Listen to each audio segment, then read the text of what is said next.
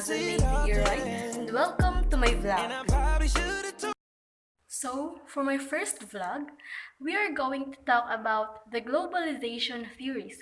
But before anything else, let me first talk to you about the globalization itself. So, globalization refers to the expansion and intensification of social relations and consciousness across world, time, and space.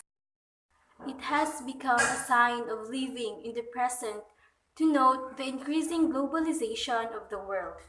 Globalization, understood as a process of cross-cultural interaction, exchange, and transformation, is certainly as old as any currently recognized academic fields. So now let's move on to globalization theories. There are five globalization theories. First is the homogeneity. The second is the heterogeneity. The third one is the world systems theory. Fourth is the modernization theory. And the last one is number five, the dependency theory. Globalization spread worldwide practice relation, consciousness, and organization of real life. So the first globalization theory is homogeneity. Homogeneity refers to the increasing sameness in the world as cultural inputs, economic factors, and political orientation of societies expand to create common practices, some economies, and similar forms of government. So from the word itself, homo, which means it is only one, it influences us in one way.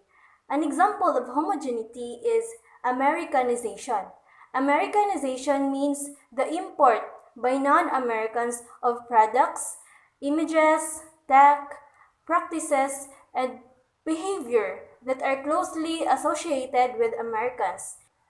So Americanization is the best example that describes homogeneity because Americanization means that numerous countries are influenced with the Americans' traditions in different terms. As what Barber said, that mock world is existing. Mock worlds means there is only one political orientation is growing in today's societies.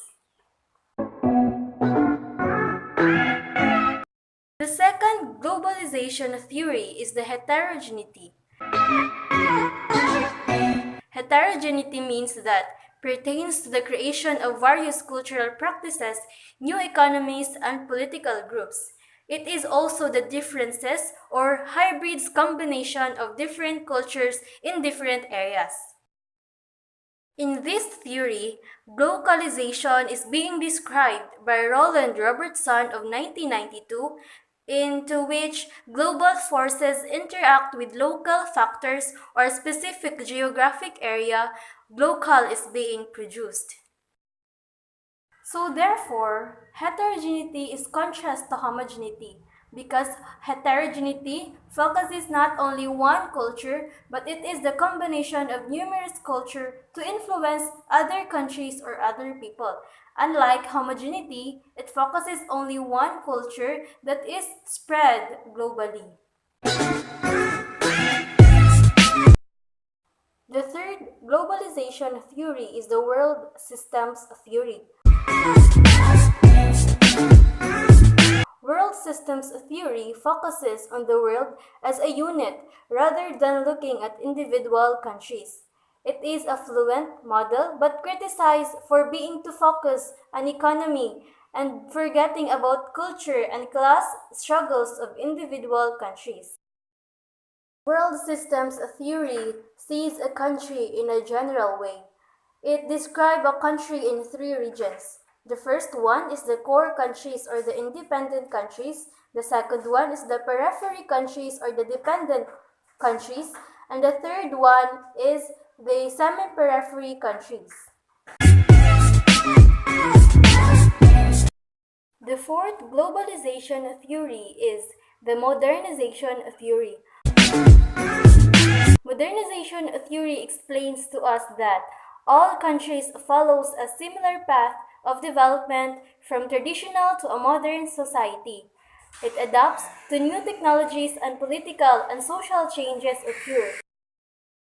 It means that modernization theory maintained the industrialization, the introduction of mass media, and the diffusion of Western ideas would transform traditional countries and societies. Therefore, modernization theory is the transformation of the traditional countries into a modern one which adopts new technology and integrated ideas. The last globalization theory is the dependency theory. Dependency theory is the reaction to the modernization theory. It uses the idea of core and peripheral country from world systems theory to look at inequality of countries. The periphery countries or the poor countries export resources to the core countries or the wealthy countries. It doesn't have the opportunity to improve and develop because it is very dependent to the independent countries, which is the core countries. Dependency theory, which itself is not a well-defined and considered theory, but composed by several currents, some of them opposed to each other, since there are Marxist and liberal theoretical currents. To sum up everything, globalization theories differs from each other as they have different perspectives to describe the globalization. These five globalization theories make sense, for it will help us to fully understand what globalization really is.